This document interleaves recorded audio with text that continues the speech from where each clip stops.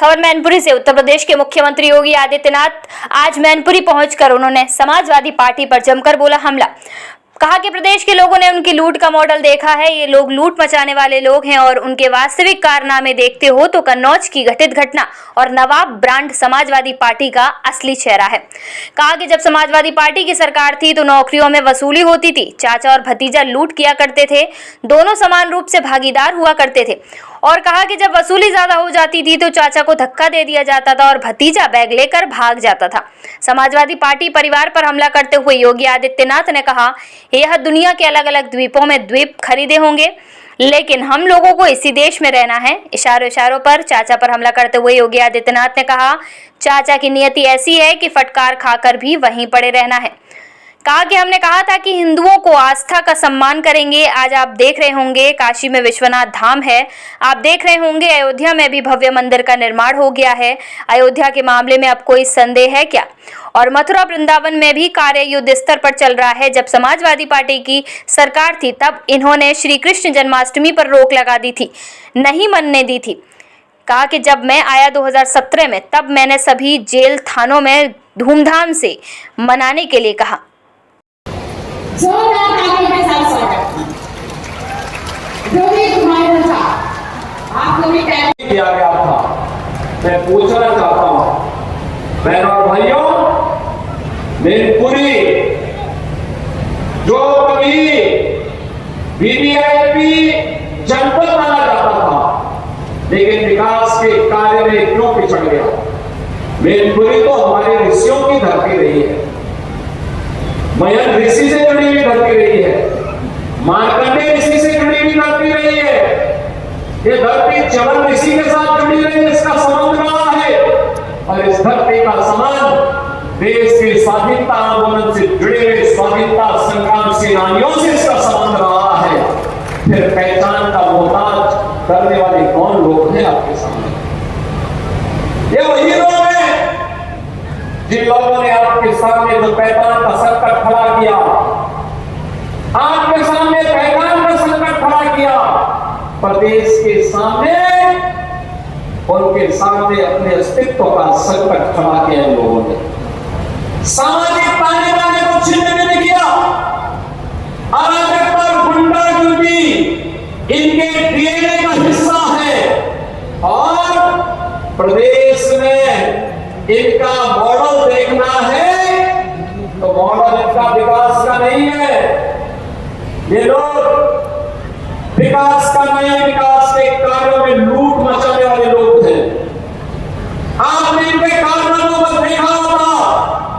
इनका कारनामा वही है जो अयोध्या में एक निषाद बेटी के साथ समाजवादी पार्टी के नेता के द्वारा किया गया था।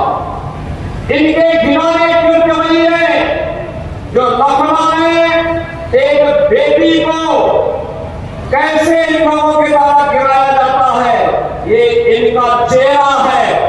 और इनके वास्तविक कारनामे देखने हो तो कन्नौज में घटित घटना और नवाब ब्रांड ये समाजवादी पार्टी का वास्तविक चेहरा है।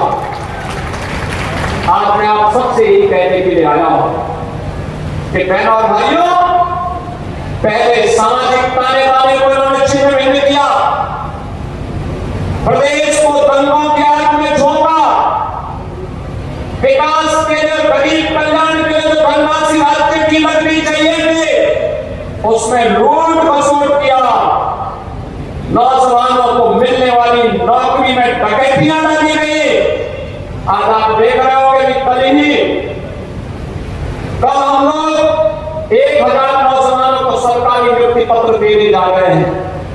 अभी हाल ही में आपने देखा होगा 60,200 से अधिक नौजवानों को उत्तर प्रदेश पुलिस बल में नियुक्ति के लिए हम लोगों ने परीक्षा सफलतापूर्वक संपन्न की। मैं कहता हूं ये देश ही नहीं, दुनिया की किसी भी सिविल पुलिस की सबसे बड़ी भर्ती थी, सबसे बड़ी भर्ती। और कहीं कोई शिकायत नहीं, कोई भेदभाव नहीं, कोई भ्रष्टाचार नहीं। क्या यही काम 2017 के पहले भी होता था क्या?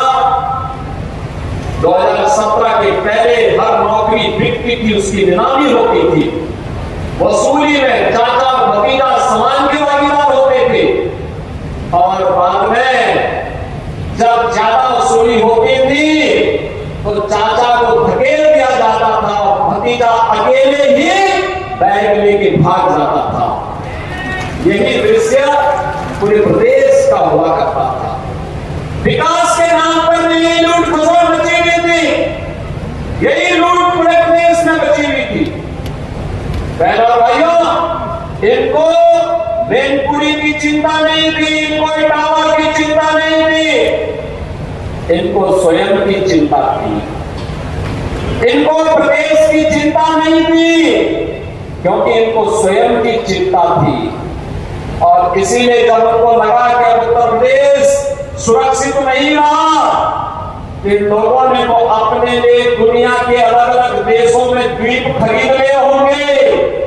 लेकिन बहनों और भाइयों, हमें और आपको तो इसी प्रदेश में रहना है, हमें और आपको इसी प्रदेश में रहना है।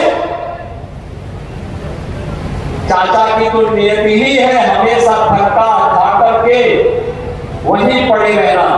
लेकिन बहनों और भाइयों, उत्तर प्रदेश वासियों को धक्का खाने की आदत से अपने आप को हारना पड़ेगा।